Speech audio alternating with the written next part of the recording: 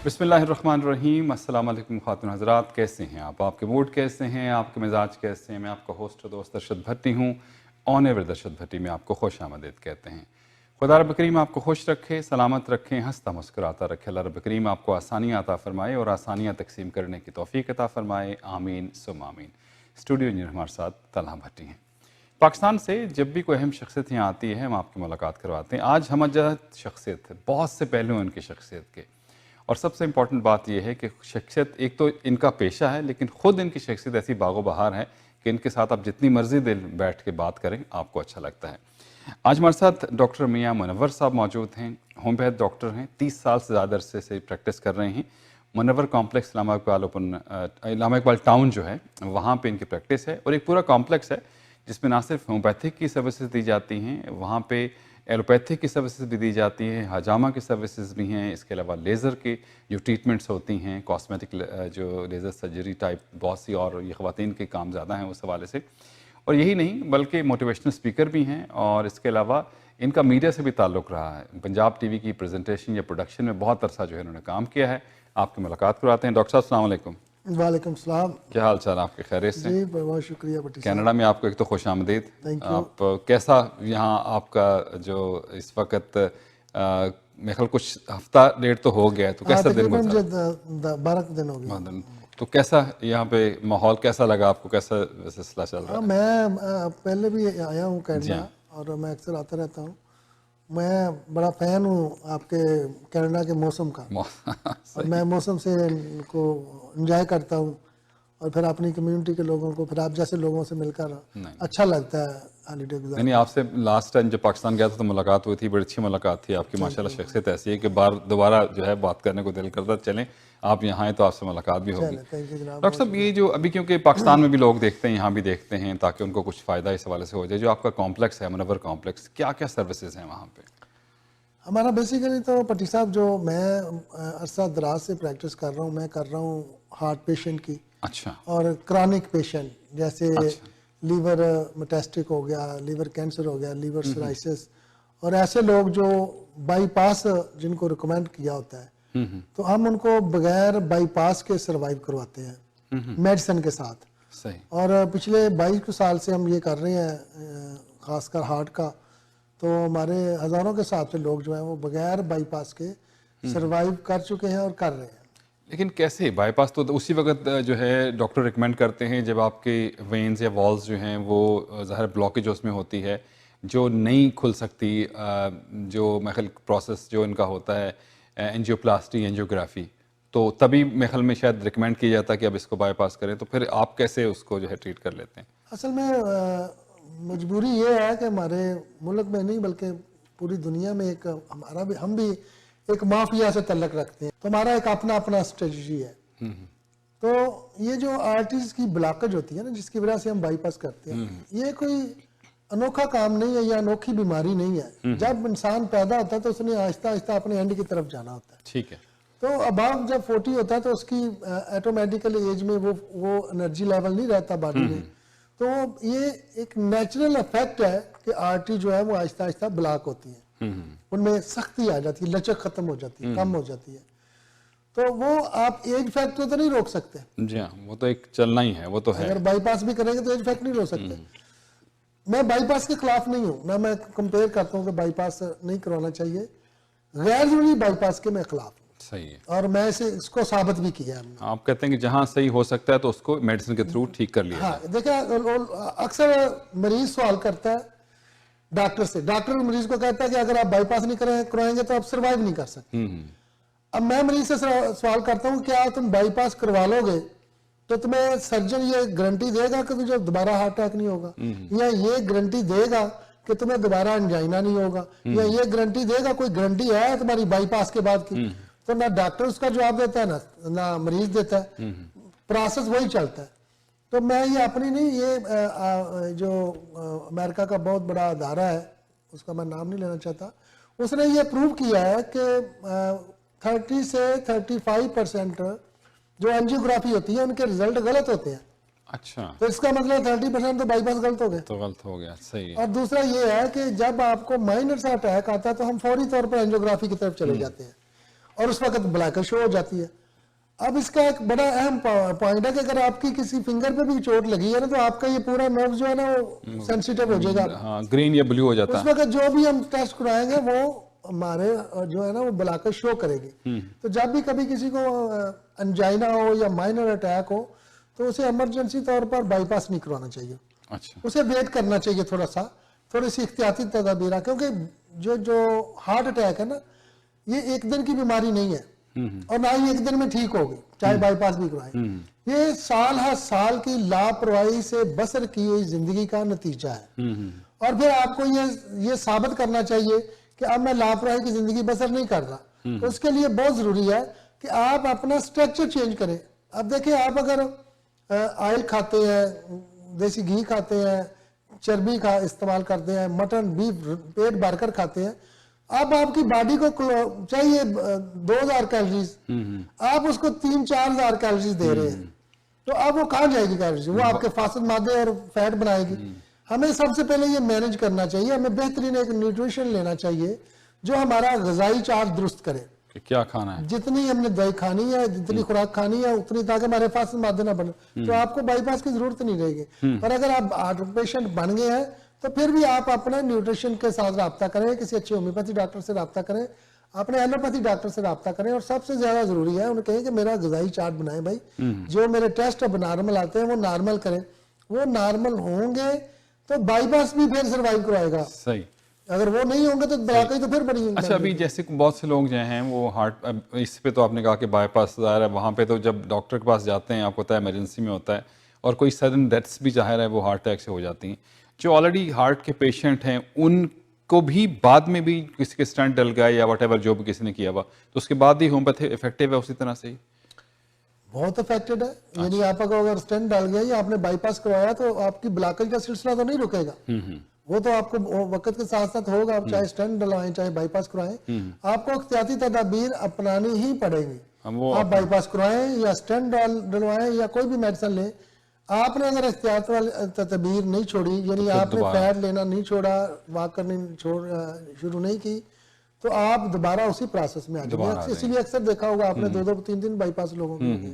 सही, वो मतलब ये है कि अगर ऐसी कोई बीमारी हो जाती तो फिर आपको अपना जो लाइफस्टाइल उसको चेंज करना ही करना है, उसके बगैर परेशानी नहीं है। मैं समझता हूँ कि शुगर का होना और बाईपास का माइनर अटैक होना ये भी खुशकिस्मती होती है लोगों की। इंडिकेशन आ गई आपको, उनको इंडिकेशन दे देते हैं और सर्वाइव कर जाते हैं। नहीं तो सडनली जो अटैक होते हैं उनमें 80% तक डेथ हो जाती है, 20% या 25% लोग सर्वाइव करते हैं। सही। अच्छा डॉक्टर साहब, ये आपने शुगर की डायबिटिक की बात की, कहते हैं होम्योपैथिक में इसका कोई इलाज नहीं है, क्या सही है? ऐसा ही नहीं, शुगर का तो आपको किसी भी दवाई में कोई इलाज नहीं। अच्छा, आप उसको मेंटेन ही कर रहे हैं, आप उसको मैनेज करते हैं। मैनेज करते हैं, एलोपैथी में इसका कोई इलाज है। शुगर बेसिकली आपकी इनटेक है।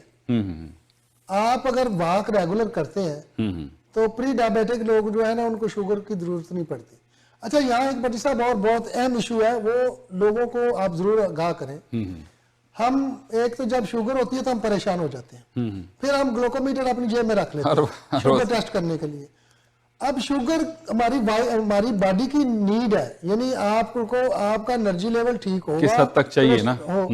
होता क्या है कि हम सुबह फास्टिंग चेक करते हैं, वो ज्यादा होती है, फिर हम परेशान हो जाते हैं, खाते कुछ नहीं है, फिर लाइट लेते हैं, फिर शुगर लो होना शुरू हो जाती है, दवाई ज्यादा ले लेते हैं, फिर शुगर कम हो जाती है, फिर दवाई कम लेते हैं, शुगर ज्यादा हो जाती है।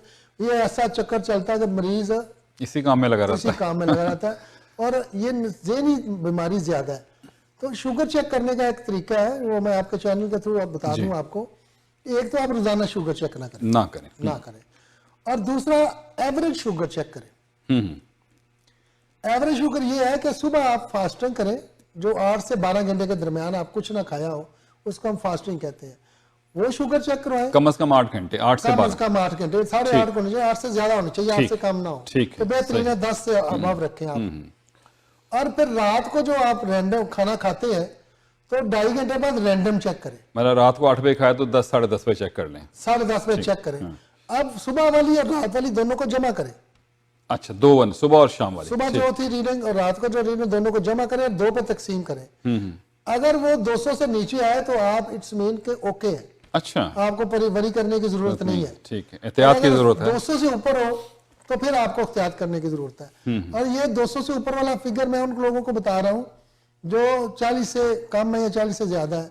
जो 50 से ज्यादा है उनकी 200 से कम शुगर 180 और 200 के दरमियान अगर रहती है ना शुगर, तो वो कंफर्टेबल रहते हैं। अच्छा, कई लोगों की एक सिस्टम है, मैं कहीं पढ़ रहा था कि हर एक की नहीं है कि वो हो, एक एवरेज है उसके, वही उसके उत्तर वो उनकी मेंटेन रहती, वही उनकी होती है। हमारा असल में प्रॉब्लम ये है कि हमने 100 को फास्टिंग में रखा हुआ है और 160 हम जो है वो रैंडम में लेते हैं।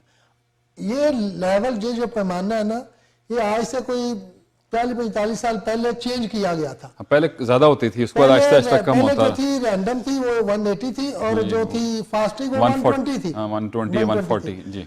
और फिर ये अभी लेटेस्ट कुछ 5 साल पहले ये फार्मूला ये रियलाइज किया गया कि ये जो फार्मूला है ये पहले वाला सही है। और आपको ये सुनकर हैरानगी होगी कि जब ये फार्मूला उन्होंने चेंज किया था उस वक्त, तो एक दिन में कम से कम को 28 करोड़ मरीज जो थे ना डिक्लेयर हो गए थे। उनमें से 14 करोड़ ने तो दवाई लेनी शुरू कर दी होगी। शुरू कर दी थी। तो शुगर को हवा ना बनाए। शुगर आपके लिए बेहतरीन आपका साथी है। वो बताता है आपको यार ज्यादा ना खाओ, यार बदतमीजी ना करो। अगर आप वाक करते हैं, और ये सुन्नत नबवी भी है भी है मुसलमान, आप खाने के बाद 2000 कदम जो है ना, यानी डेली बेसिस पे आपको खाने के बाद 200 कदम और सुबह खाली पेट 2000 कदम, ये आपकी रूटीन होनी चाहिए। आप नोट करें, 2000 कदम का मतलब है 1 किलोमीटर तकरीबन, और 200 कदम खाने के बाद वाक होती है कि बॉडी में थोड़ा एडजस्ट हो जाता है थोड़ा सा। जो लोग कम खाना खाते हैं बार बार खाएं, दिन में 10 बार खाएं, लेकिन पेट ना भरे। अच्छा, शुगर वाला मरीज जब भी पेट भरेगा शुगर ज्यादा होगा, और थोड़ा थोड़ा खाएगा तो उसकी शुगर नॉर्मल रहेगी। तो ये बेहतरीन पैमाना है कि आप 2000 कदम और 200 कदम वाली फिलॉसफी एक तो ये अपनाएं और कोशिश करें कि लीवर को जो चीजें डिस्टर्ब करती हैं वो बंद कर दें। अच्छा, उसमें चिकनाई आती है। ओके, चिकनाई और जो है ना फैट, बेकरी, ये सबसे पहले आती है। तो मतलब गोश्त तो कहते हैं प्रोटीन तो खानी चाहिए ना, प्रोटीन लेना, आप स्टीम करके लेना। अच्छा, आप जब उसमें ऑयल डाल देते हैं वो फायदेमंद नहीं रहते। तो प्रोटीन लें, लेकिन कोशिश करें कि आप लीवर फंक्शन के लिए भी कोई मेडिसिन साथ लें। जितने भी शुगर वाले मरीज हैं, ये विटामिन ई की अगर 200 यूनिट रोजाना लेना शुरू कर दें, 200 तो उनकी दवाई आदि हो जाएगी। 200 मतलब वो टेबलेट जो होती है 200 ताकत उसकी होती है, 200 पोटेंसी है उसकी, पोटेंसी विटामिन है। होम्योपैथी में लें तो वो कोलेस्ट्रोनियम है। अच्छा, और अगर वैसे आप लें तो विटामिन में एवियोन आ जाती है, एलोपैथी में आ जाती है। तो और भी मुख्तलिफ ना, अगर वो नहीं ले सकते तो अदरक के 2 पीस ले लें, लहसुन के 2 पीस ले लें, वो भी विटामिन ई में आ जाते हैं, वो फास्ट मादों को कम करते हैं। अच्छा, अभी क्योंकि हम डायबिटिक पे ज़्यादा बात करें, मतलब जैसे तो आपने कहा कि अगर किसी को पता चल गया तो वो वैसे ही डिप्रेशन का शिकार और फिर वो चीज़ों को लेना शुरू करता है। सिम्टम्स हर बंदे के डिफरेंट होते हैं शुगर में, या सबके एक जैसे होते हैं जिनको डायबिटीज होते हैं? जो देखिए, ज्यादा शुगर की ना जो शुरू जिन लोगों को शुगर नहीं है और उनको महसूस हो रहा है कि मैं, तो उनमें 2-4 सिम्टम ऐसी आती हैं जो उनको ऑब्जर्व करना चाहिए। एक तो उनको गैर जरूरी पेशाब ज्यादा आता है। अच्छा, यानी वो पेशाब की हाजत बार बार होती है। ठीक है। और उसका बेहतरीन पैमाना ये होता है कि जब आप रात को सोते हैं, अगर 6 घंटे के बाद उठकर पेशाब करते हैं तो इट्स मीन सेफ है। अच्छा, और अगर आप 2.5-2 घंटे बाद आपको पेशाब की आदत है, पेशाब की वजह से आपकी आंख खुलती है, तो आपको हर सूरत में अपनी शुगर चेक करानी चाहिए। ठीक। दूसरी ये है कि शुगर वाले मरीज जो है ना, वो दवाई अपनी बॉडी के हिसाब से कम ज्यादा करते रहे। अगर वो ज्यादा बदतमीजी को ज्यादा खाना खा लेते हैं तो दवाई की मिकदार ज्यादा कर लें, नहीं तो दवाई की मिकदार कम रखें। और कोशिश करें कि वाक में चलते रहे। जो ये वो उनके लिए बता रहा हूँ जो प्री डायबिटिक है, जिनको शुगर है उनको तो फिर अपने डॉक्टर के हिसाब से मुताबिक डोज चेक करनी पड़ेगी। वो जब भी होता ही है कि आप इंसुलिन वाले जो है लगाते हैं, वो बगैर खाने का भी इंसुलिन लगवा लेते हैं, तो वो गलत है। खाना आपके सामने पड़ा हो फिर इंसुलिन लगवाएं। सही है। तो बस ये छोटी सी चीजों को अगर अपना लें तो आप, शुगर को इतनी बड़ी बीमारी नहीं है। मैंने देखा है कि लोगों को 40-40 साल से शुगर हुई है और बेहतरीन फिट लाइफ गुजार रहे हैं। सिर्फ क्या, उन्होंने अपना रहन सहन का जो तरीका मैनेज कर लिया, लाइफस्टाइल चेंज कर लिया। अच्छा डॉक्टर साहब, आजकल बहुत ज़्यादा हजामा के बारे में जो है वो हम बड़ा देखते हैं, यहाँ भी बहुत से क्लिनिक्स में हो रहा है, पाकिस्तान में तो बहुत ज़्यादा है। ये एक तो सुन्नत नबी सल्लल्लाहु अलैहि वसल्लम है, ये इफेक्टिव है और क्या बीमारियों के लिए ये इफेक्टिव है? देखिए हजामा जो है ना वही मैं जो पहले बात कर रहा था ना, फासद मादे बॉडी में ज्यादा प्रोड्यूस होते हैं। बॉडी के कुछ ऐसे पॉइंट हैं जहां फासद मादे स्टोर होते हैं, और सुन्नत नबवी के मुताबिक उन स्टोरेज जगह पे हम हजामे के कप लगाते हैं। जो इसकी स्टडी है, तो वहां आप देखेंगे तो बड़ा चॉकलेट स्टाइल का जमा हुआ खून आपको निकलता है, तो वो रास्ते किसी हद तक ओपन हो जाते हैं। और हजामा जो है वो कम से कम साल में एक बार लगवा लेना चाहिए, कोई बुराई नहीं है उसमें, उसके बहुत सारे फायदे। सेफ है ये? सेफ है, क्योंकि लेकिन सेफ हाथों से लगवाएं। मतलब जो प्रोफेशनल जो लोग हैं, जो उनमें से जो एक्सपर्ट हो, जो हाइजेनिक का इस्तेमाल करते हो, जो अपने ग्लव्स वगैरह को मेंटेन करते हो, जो चीजों को यूज की हुई चीजों को इस्तेमाल ना करें, क्योंकि ये ज़हन में रखें कि ये बीमारी से बहुत ज्यादा बीमारियां और आपको लग सकती हैं। ठीक है, अगर ब्लड है ना, ब्लड के साथ है तो इक्विपमेंट आपका जो है वो हजामा एक्सपर्ट सैनिटाइज और सारा कुछ वो ठीक। अच्छा डॉक्टर साहब, क्या रुझान क्या है पाकिस्तान में? तो होम्योपैथिक मैंने देखा कि बहुत इलाज जो है वो हो रहा है, क्या कितना इफेक्टिव वहाँ पे आप देखते हैं? क्योंकि बाज़ औक़ात लोग ये समझते शायद ये सस्ता है इसलिए लोग होम्योपैथी की तरफ चले जाते हैं। नहीं, होम्योपैथी को इतना सस्ता नहीं है, बड़ा महंगा इलाज है, इसको इतना इजी ना लें, ये महंगा इलाज है। अच्छा। और पाकिस्तान में बहुत ज़्यादा कामयाब इलाज है, इंडिया में तो बहुत ज़्यादा कामयाब है। इंडिया में इसलिए कहूँगा कि उनका एजुकेशन लेवल थोड़ा सा हमसे ज़्यादा अच्छा है, रिसर्च भी बहुत है, रिसर्च भी ज़्यादा है। हमारा भी अब FSC बेस कर दिया, उन्होंने डिग्री कर दी है, जो कॉलेज में दाखिला होता था। हाँ जी, अब हमारा भी लेवल अच्छा हो जाएगा, क्योंकि मैंने UK से, पाकिस्तान से भी किया और UK से भी किया। UK से भी आपने किया, तो UK में भी इसकी बड़ी अच्छी स्टडी है। जिन लोगों ने होम्योपैथी को सही तरीके से किया और पढ़ा है ना, वो बेहतरीन मॉलेज है, चाहे वो पाकिस्तान में हो, इंडिया में हो, कनाडा में हो, जहाँ भी होंगे, वो आपके लिए बेहतरीन आपकी सेहत को बहाल करने में बहुत मुआवन साबित हो। सही। अच्छा, एक और डॉक्टर साहब, लोगों में मैंने देखा है कि यहाँ तो जिंदगी बड़ी जो है वो कह लीजिए ना कि आपको 8 घंटे काम, आपकी लाइफ स्ट्रेस इतना ना हो, हाँ मशीनी है, स्ट्रेस चाहे ना भी हो, तो मैंने ये भी देखा लोगों में अक्सर औकात वो थकावट है, मतलब वो जब अभी कभी हम जब जाते हैं, सफ़र करते हैं, जब हम सबवे वगैरह पे जा रहे होते तो लोग बड़े वो जितना टाइम उनको जितना टाइम मिलता है उसमें सो जाते हैं। तो ये क्या साइकिल इंसान का, ज़ाहिर नींद कितनी इंपॉर्टेंट है इंसान के लिए और उसको क्या साइकिल है? क्योंकि एक दफ़ा हम आपसे गुफ्तगू सुने तो आपने ख़ास पॉइंट बताया था, तो आप खुद ही बताएं कि वो क्या चीज़ है। मैं आप अगर थोड़ा सा गौर करें ना, तो हमारी बॉडी जो है ना वो तकरीबन 16 किस्म के केमिकल रिलीज करती है। अच्छा। और ये 16 केमिकल जो होते हैं ये हमारे मोशन सेट करते हैं, हमारे एम सेट करते हैं, हमारा मूड सेट करते हैं, और हमारा मूड जो है हमारा फिर कॉन्फिडेंस बहाल करता है। और इसमें जो बेसिक हमारे 6 इमोशन हैं, और वो 6 इमोशन क्या है कि हमारा गुस्सा, नफरत, हैरत, खुशी, मजा, खौफ, ये 6 ऐसे अफेक्ट हैं जो हमारे बेसिक इमोशंस हैं। अब इनका दुरानिया सिर्फ 12 मिनट है। अच्छा, गुस्सा जो है 12 मिनट तक उसकी पीक होती है, उसके बाद कम होती है। आपने कोई भी जिंदगी में आपको गुस्सा करने का दिल कर रहा हो, फन करने का दिल कर रहा हो, हैरत ज़दा हो, खौफ ज़दा हो, तो आपने 12 मिनट में कोई फैसला नहीं करना, वो गलत फैसला होगा। 12 मिनट इंतजार करें कोई भी काम कोई भी फैसला। देखिए हमारे नबी पाक सल्लल्लाहु अलैहि वसल्लम का भी है कि गुस्से में कोई फैसला ना करें। बिल्कुल। और ये भी एक बड़ी मशहूर है, एक हकायत भी है कि पंजाबी में सुना देता हूँ, हमारे कनाडा के लोग यहाँ बड़े पंजाबी भी हैं। वो कहते हैं कि रोती हुई औरत और हंसते हुए मर्द की बात का इतबार नहीं करती। अच्छा, सही। तो ये हिकायत है, मतलब इसका कोई ताल्लुक है कि आप जब आपको खुशी में हो, या हजरत अली रजी अल्लाह ताला का कौल है कि जब आपको बहुत खुशी हो तो कोई वादा ना करे। मतलब बहुत ज्यादा गम और बहुत ज्यादा खुशी जो है वो उस वक्त वो जज्बात से मलबूब होता है। 12 मिनट का दुरानिया आपकी बॉडी जो है ना 12 मिनट तक आपको उस पे मेंटेन रखती है, आपके मजे में और गुस्से में। खासकर इसमें हम बात कर लेते हैं गुस्से की फिलॉसफी पे। तो आपको गुस्सा जो है ना वो 12 मिनट आपके लिए डेंजरस है। आपको अगर बहुत ज्यादा गुस्सा है तो आप अपनी पोजीशन चेंज कर लें, बैठे हैं तो खड़े हो जाएं, खड़े हैं तो बाहर निकल जाएं, वॉक करें, इग्नोर करें, दरगुजर करें। आपने घड़ी पे देख के 12 मिनट हर सूरत बर्दाश्त करना है। जब आप 12 मिनट बर्दाश्त करेंगे तो आपकी बॉडी केमिकल रिलीज कर देती है जो आपको कूल डाउन कर देती है। और जब आप कूल डाउन हो जाते हैं तो फिर आप बेहतरीन फैसला कर सकते हैं। तो कोशिश करें इसी तरह, आपकी मैं बात पे आ रहा हूं जो आपने कहा आराम का, इसी तरह कि आपका एक मोबाइल है, आप उसको चार्जिंग पर जाते हैं और फिर उससे आप सारा दिन बात करते हैं, तो आप ये नहीं कह सकते कि आप इसकी बैटरी कम ना हो, उसकी हर सूरत में बैटरी लेवल कम होगा। आहिस्ता तो आहिस्ता आपको कोशिश करनी चाहिए, इस तरह इंसान है, हमारे जो बॉडी है ना, ये बेहतरीन काम करती है 7 से 8 घंटे। अगर आप 7 से 8 घंटे से इससे ज्यादा काम लेते हैं तो समझिए आप अपनी बॉडी के साथ ज्यादती कर रहे हैं। तो फिर अपनी बॉडी को चार्जिंग पे लगाएं।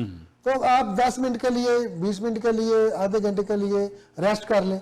और ये देखें, हमारे यहाँ हमारे प्यारे नबी हजरत मोहम्मद सल्लल्लाहु अलैहि वसल्लम की बड़ी अच्छी सुन्नत है कि आप 12 बजे का खाना खाएं तो कुलूला करें। कैलुला करते थे, तो उसका मतलब ये होता है कि आप एक बार फिर नए से रिचार्ज हो जाते हैं। आपको नींद आ रही हो, कहीं भी आपको नींद आ रही हो, वहां पे गाड़ी चला रहे फौरन नींद की तरफ चले जाएं। आपको ज्यादा 10 या 20 मिनट सोना पड़ेगा, आप एक्टिव हो जाएं। यहाँ पे उसको पावर नैप का नाम दे दिया ना, पावर नैप ले लें आप। रिचार्ज कर लें अपने आप को, फिर आपको कोई खराबी नहीं होगी। आपकी बॉडी की जरूरत है, उसको रेस्ट दें, तो फिर थकावट भी नहीं होगी। और खासकर जब 40 से बाद हम जाते हैं तो हमें कोई ना कोई मल्टीविटामिन लेने चाहिए। मल्टीविटामिन जरूरी नहीं है कि आप उसकी शक्ल में ही लें कि आपको मेडिसिन की शक्ल में है। आपके पास बेहतरीन विटामिन है, आपके पास अदरक बेहतरीन विटामिन है, लहसुन बेहतरीन विटामिन है, काली मिर्च बेहतरीन बूस्टर है आपका, और ग्रीन टी बेहतरीन बूस्टर है, और कॉफी बेहतरीन बूस्टर है। तो ये सारी चीजें इनको, इनमें ये नहीं इकट्ठी करके ना ले लीजिएगा। मतलब जब भी आप जो आपको फ्लेवर पसंद आए वो उसको अपने इस्तेमाल करें तो आपके लिए। और धूप भी बहुत बड़ी नेमत है, विटामिन डी के लिए धूप में बैठे हैं, धूप में बैठे हो, विटामिन डी है, सही, लंबे सांस लें, ऑक्सीजन, सबसे ज्यादा मल्टी विटामिन आपके फ्रेश एयर में। अच्छा डॉक्टर साहब, अभी जब कोविड आया था तो बहुत ज़्यादा चीज़ें, कोई पाकिस्तान में तो एक वो बूटी थी, हाँ, वो जो सना मक्की जो भी, उसके बाद लेकिन जो ओवरऑल देखा गया, लोगों को बहुत ज़्यादा कहा गया कि स्टीम जो है वो आप लिया करें। अक्सर कहा था, सभी लोगों ने स्टीम का फिर शुरू कर, कोई इसमें कोई चीज़ डाल के ले रहा होता था, कोई सिंपल। तो ये स्टीम इंसान की बॉडी के लिए वैसे ओवरऑल क्या इफेक्टिव है और किस तरह से लेनी चाहिए? देखिए, हमारे बॉडी के जो दो मेन जो है ना वो होल, एक आपका मुंह और एक नोज, ये मसलसल वर्क कर रहे होते हैं। सांस ले रहे हैं और सांस ले रहे हैं, और इसमें डस्ट भी जा रही है, धुआं भी जा रहा है, खुशबू भी जा रही है, हर चीज जा रही है। तो कुछ ना कुछ वो डिपॉजिट होना शुरू हो जाता है बॉडी में। और इसकी बेहतरीन जो स्टीम है ना, वो बेहतरीन वेंटिलेशन है आपके गले की। यानी आप समझ रहे हैं कि अगर आपने अपने गले की और अपने नोज की सर्विस करनी है ना, तो आपको स्टीम लेनी चाहिए। और उसकी एक बहुत बड़ी खूबी है, एक तो जो कोरोना था, कोरोना की लाइफ जो है ना वो 8 घंटे है। अच्छा। यानी वो आपके 8 घंटे में आपके गले में रहता है, और अगर आप हीट उसको देते हैं तो वो मर जाता है, वो आपके लंग्स में नहीं जाता। लेकिन वो अगर लंग्स में चला जाता है तो फिर वो वहाँ क्लॉटिंग शुरू कर देता है, अपनी अफजाइश नस्ल शुरू कर देता है। तो इस तरह कई कोरोने फिर रहे हैं आपके ऑक्सीजन में, बहुत सारी वबा है। तो जो भी शख्स रात को सोने से पहले भाप ले लेता है ना, वो समझे कि वो एक तो उसका गले की इन्फेक्शन नहीं होगी, सेंसिटिव नहीं होगा, और बुढ़ापे में अक्सर फिर बलगम आनी शुरू हो जाती है, वो नहीं होगी। तो कोशिश करें कि रोजाना रात को, वैसे तो बेहतरीन तरीका है कि 8 घंटे के बाद आप स्टीम लें, अगर नहीं तो रात को सोते वक्त लाजमी स्टीम लें। खाली पानी गर्म करके उसकी भाप ले लें बस, कोई जरूरी नहीं उसमें कोई केमिकल डालने की, आप सादा पानी की भी ले सकते हैं। वैसे यूकलिप्टस ऑयल बहुत अच्छा है, वो अगर आप अपने वॉशरूम में और अपने स्टीम में डाल लें तो वो अच्छा इस्तेमाल है उसका, उसकी एनवायरनमेंट अच्छी हो जाती है, बॉडी की एनवायरनमेंट अच्छी हो जाती है, खुशबू वैसे ही बॉडी की एनवायरनमेंट को अच्छा करता है। लेकिन steam is the best tonic for your throat and nose. सही, और नाक से लें और मुंह से निकालें, या मुंह से लें और नाक से निकालें, उसका सर्कल बना लें, पहले नाक से लें तो मुंह से निकालें, मुंह से लें मुंह से लें तो नाक से निकालें, मतलब वही है। और कुछ 1-2 मिनट ही काफी होते हैं, इतनी देर ही 30 से। अब मजे से लें, उसको बीमार ना समझे अपने को, मैं बीमार हूं तो तभी स्टीम लेनी है। 5-7 मिनट लें, कोई अर्ज नहीं, आप अच्छा सा स्टीमर ला कर रखें, सामने बिठा लें, साथ छोटा मोटा काम करते रहे तो स्टीम ले लें, मजेदार का। सही। अच्छा, अभी ये भी एक लोग होम्योपैथिक के हवाले से एक बड़ा एतराज़ है कि सर्जरी होम्योपैथिक में नहीं होती है, ज़ाहिर है वो एलोपैथिक में ही होती है। तो इसके लिए क्या है कि ये फिर एहतियाती तदाबीर ही है, उस वक्त आप होम्योपैथिक ले लें, लेकिन कई चीज़ें खुदा न खासा एक्सीडेंट होता है, कुछ होता है, तो वो सर्जरी मस्ट हो जाती है उसमें। देखिए भट्टी साहब, ये जितने भी पैथी है ना, चाहे वो एलोपैथी है, होम्योपैथी है, हिकमत है, तिब है, जो नेचुरल पैथी है, हर हिकमत अपनी अपनी जगह एक अपना मकाम रखती है। Allopathy is the best first aid, बेहतरीन फर्स्ट एड है वो। और कई ऐसी जगह जहाँ हमारी होम्योपैथी काम नहीं करती, जैसे गुर्दे में अगर पथरी हो तो होम्योपैथी बड़ी अच्छी दवाई है, वो फौरन निकाल देती है, आपको महीने से ज्यादा दवाई नहीं खानी पड़ेगी। सही।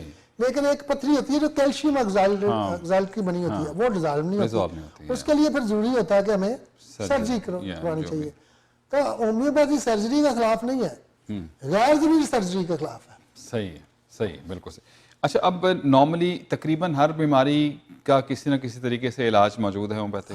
हर बीमारी का इलाज मौजूद। ठीक है। इसमें हम अक्सर देखते हैं कि जब भी हम किसी होम्योपैथ के पास जाते हैं, वो पहले आपके सारे सिम्टम्स करता है, लिखता है, कि वो आराम से मेरे ख्याल देखने में, फिर उसके बाद वो मैंने अक्सर देखा है आजकल तो कंप्यूटर सॉफ्टवेयर भी हैं, बुक्स भी हैं, फिर उसको कंसल्ट करते हैं और उसके बाद दवाई जो है वो उसको करते हैं। तो क्या होम्योपैथी की दवाई का साइड इफेक्ट भी होता है कोई? ये जब आप मरीज के लिए हम बुक या देखते हैं, मरीज की ना जो प्रेजेंटेशन होती है ना, जो मरीज जब आता है या वो बताता है, तो उसमें काफी चीजें दवाइयाँ उसकी नजर आ जाती हैं। अच्छा। जो भी अच्छा होम्योपैथी होगा, फिर वो अपनी तसल्ली के लिए 2-4 सिम्टम भी ले लेता है। होम्योपैथी जो है ना, इसका जो चीज अफेक्ट करेगी ना, वो साइड इफेक्ट भी करेगी, लेकिन इसके जो साइड इफेक्ट होते हैं वो माइनर होते हैं। और इसमें कुछ ऐसी चीजें हैं, कुछ ऐसी दवाइयाँ जो नोसोड्स होते हैं, मसलन हमारी कुछ दवाइयाँ जो टीबी के मवाद से बनती हैं, नोसोड्स के कैंसर के मवाद से बनती हैं, ऐसी जो उनको हम बोलते हैं नोसोड्स।